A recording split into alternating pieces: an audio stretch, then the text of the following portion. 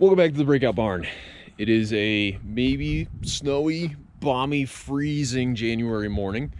And we have something a little bit new. It is not the Taco Preza. Taco Preza is currently waiting on us to figure out what the hell we're gonna do with the whole security key issue thing. Allegedly, there might be an open recall on it that could potentially solve that issue. Or I could just stop being a poor and buy the actual add-on for my scan tool. We're going to try and find a friend that has a scan tool that has that capability. The other scan tool that we're using might be whatever. Long story. I picked up another project because this is just what I do. This project, however, is going to help us with all of our future projects here at the Breakout Barn.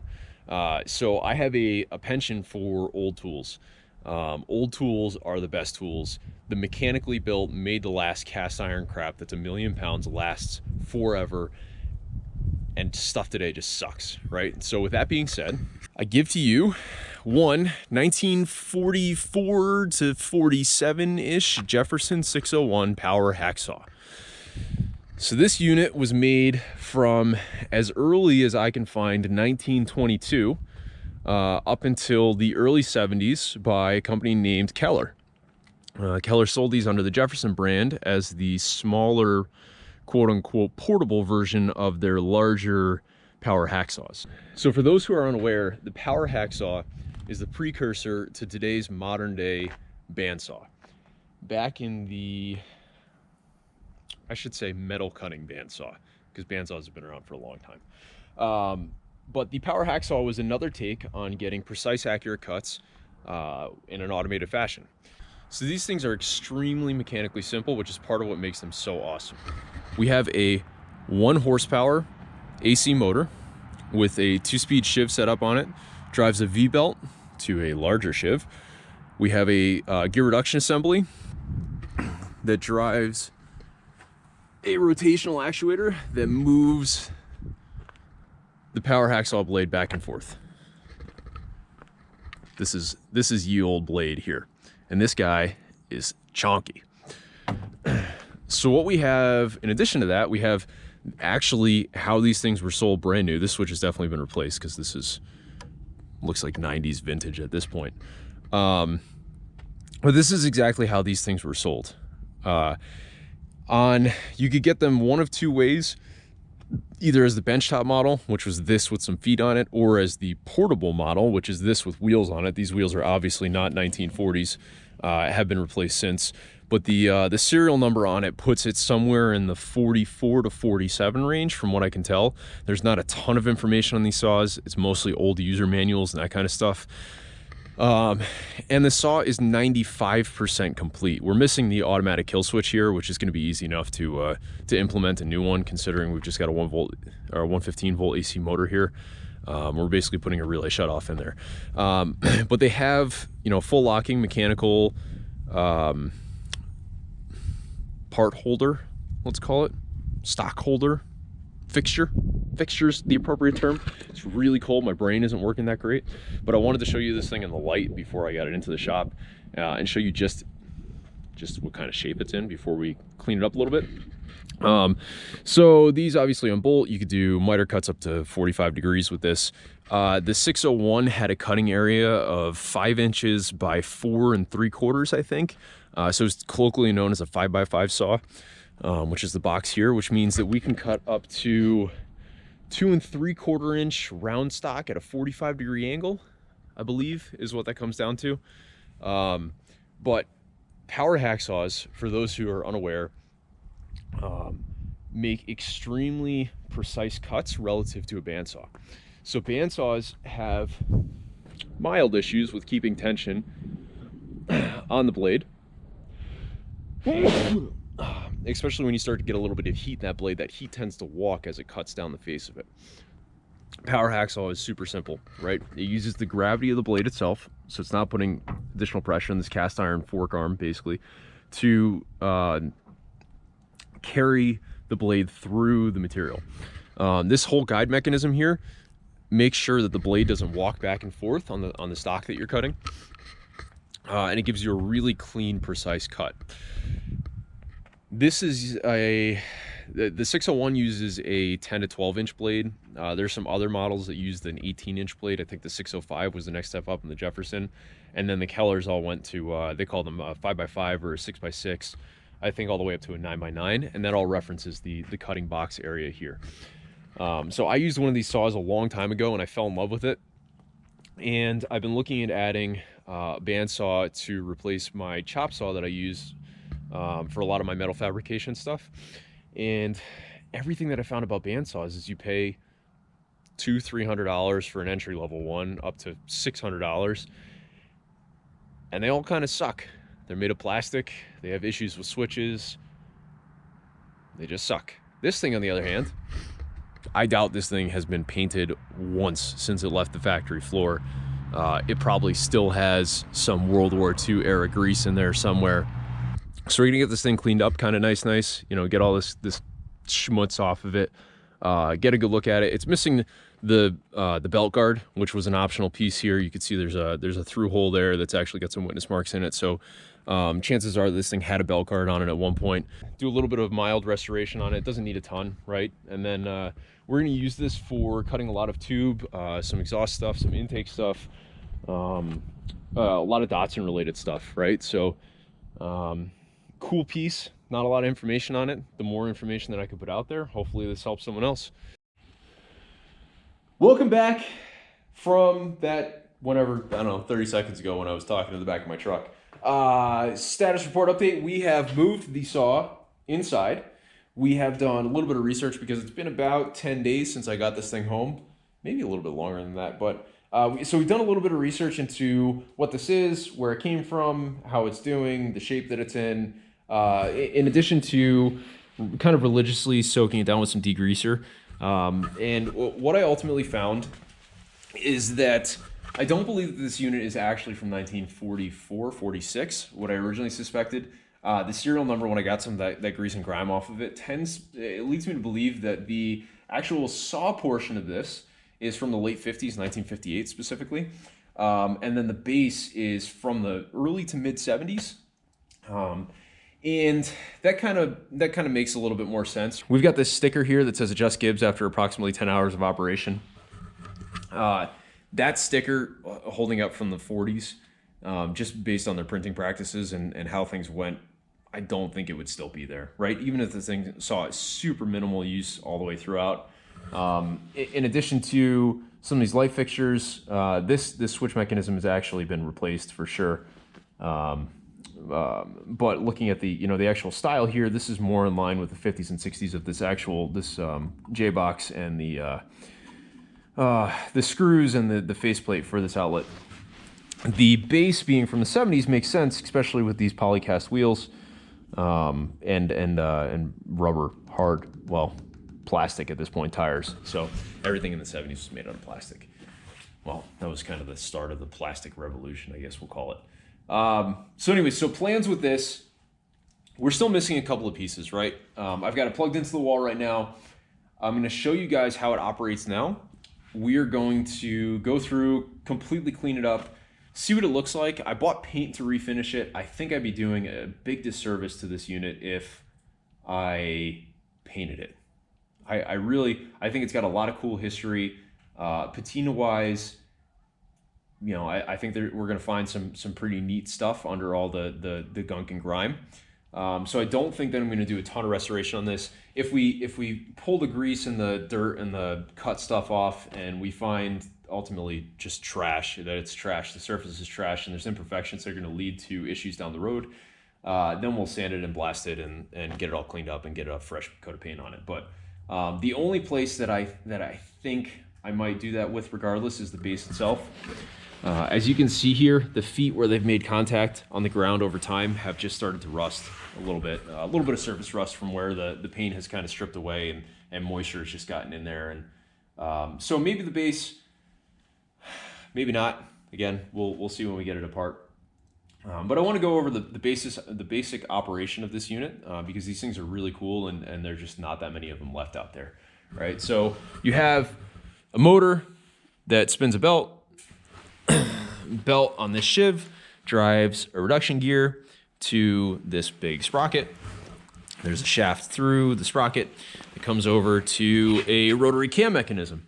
Rotary cam mechanism goes back and forth. That is what ultimately drives the saw moving back and forth along the main shaft.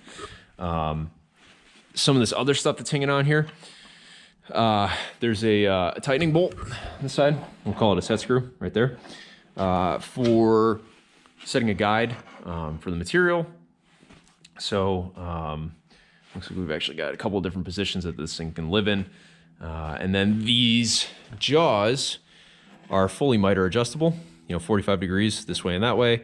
And then this mechanism actually ratchets down in place. And if we loosen this up, we can drop it in place. And then we tighten it, and the tightening actually leverages it up against the cam here to lock whatever is in the jaws in place. Really simple design, right? Mechanically efficient and easy to produce. Not the safest thing in the world. There's zero safety on this, really. Well, I lied. There's this loose guard right here. And as I mentioned before, we're missing the auto stop mechanism here. So when this thing bottoms out, it should hit a mechanism that I believe was sold as an option to shut off the cut power basically to the motor. So to get this thing up and running, we lift this up, drop that slotted beam in there. That allows us to set our workpiece with the saw above it. And that's pretty much it. When you had a piece in there, you would lift up on the saw, pull this out, the saw would drop down onto whatever the piece is, and gravity would do its job. Right now, this threaded rod that's obviously been replaced is suspending the blade over the base of the saw itself. So if we let this thing run, it'll just go. We also have two different speeds here on the shivs on the motor itself. So we'll call it fast and slow. But basically, I'm just going to show you guys this thing running, and then we're going to set up the tripod and clean up. A little bit of restoration.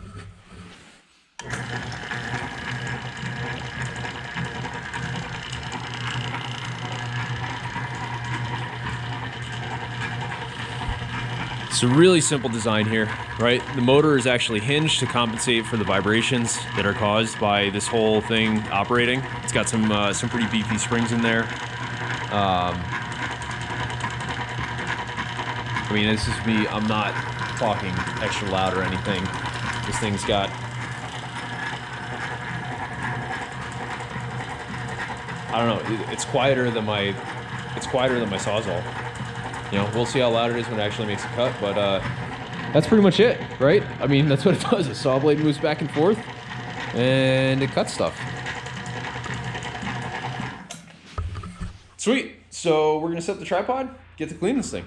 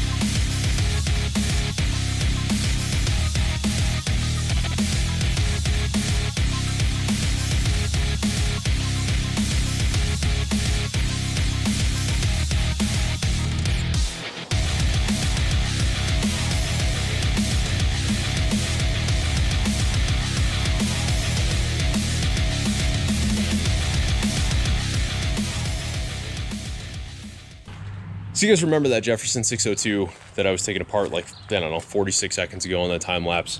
Well, I finished it. 2.5 months later, finished it. Basically, I started digging into this thing, and the more that I took it apart to clean it, and the more thoroughly that I cleaned it, the more I kind of ruined it. I love patina on things. Patina tells stories. Patina has history. I'm one of those people that likes things that aren't particularly perfect, and I made the decision to not make this thing perfect. So without further ado, ta-da! It actually looks kind of the same as when I first got it, right? But I promise you it is substantially cleaner. All of this grime is actually caked into the paint. It's not, none of it's transferring off to my fingers. This is actually clean. This is just the actual patina that's on the saw. This saw has been around for twice as long as I have been, but I don't know, something like that, since we can't actually confirm a freaking date for the thing based on the mismatched serial numbers of the base and the top and all the other stuff and the stickers. And we're just going to assume that it's that late 40s, early 50s that I originally thought it was, based on the production flyers and that kind of stuff that I found. So what I basically did is I just used engine degreaser, a little bit of carb cleaner, a little bit of the Purple Dawn stuff to get some of the oils off. And as you can see, I finished this up a while ago, and the wheels are already dusty again because that's how dusty my shop is. But all of this stuff here, this is actually rough to touch. I don't know if you can actually tell that. And the more that I get into it with the wire brush, the more paint started flaking off, and the more that I realized that I didn't want to just gut this thing and repaint it and have it look brand new, right? I wanted to match everything else in my shop, and I didn't want to take any of its history away from itself. So what I did do is I cleaned up the critical surfaces, right? So the sliding scale for the lock mechanism, for the workpiece holding, that's all cleaned up. Everything got a little bit of grease in there. All the moving components got completely disassembled, re-greased. I pulled everything apart. I checked the actual shafts in here for any sort of pitting, that kind of stuff. Pressed it all back together. Got it back on. Got it back running. I'm honestly pretty thrilled with the way they came out. I can touch it and I don't get dirty, which was really a goal of mine. And it still has a cool patinaed look to it. So the way this thing operates is pretty simple, right? We have adjustable flanges for your workpiece holding. This is just a piece of...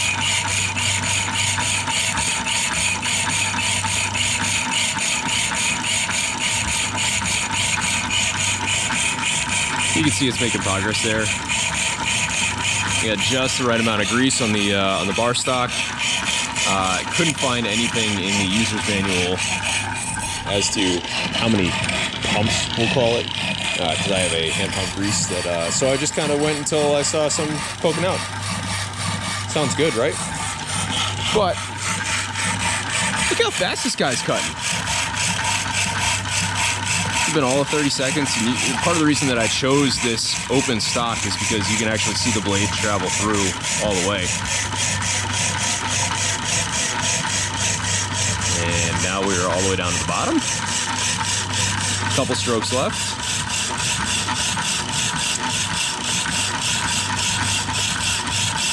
Most annoying part of the cut.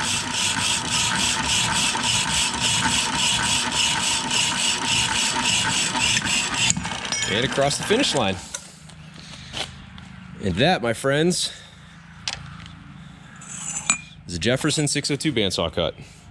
So still a little bit of kerfing around the edges, a little bit of, your traditional crap that kind of comes off from, if the saw blade was brandy new and not one that I had kicking around, that would probably be a little bit cleaner, but the face of that cut is extremely clean. There's no discoloration or burning. I mean, this is cool to the touch, basically, which is wild to me. I mean, there's almost no heat in that at all. It just feels like the actual room temperature steel. That's pretty much it. So I chose not to incorporate a kill switch on this because I couldn't find one that was period correct, and all the kill switches that I found just didn't look appropriate. They didn't look period appropriate. So I'm going to remain on the hunt for one if I can find one. If anyone knows of one, that matches the aesthetic, or that, you know, that I could potentially use, then I will absolutely implement on this. Just so it has an auto cutoff, so I don't have to really babysit it. But I'm excited, because this means that, especially with bigger stuff, with thicker stuff, you know, when we get to doing the bumper on Willie and that kind of stuff, you know, some 3-inch thick, I don't know, 090 tube or something like that. That's a long cut on the chop saw, and that's a lot of the correct pressure, right? This thing does it all for you. So I'm really excited to get it going. As always, thanks for tuning in. If you appreciated this and you want to see more, feel free to hit that like, comment, subscribe. I don't know, ask questions. And I'll see what other cool projects I can find. Thanks, guys.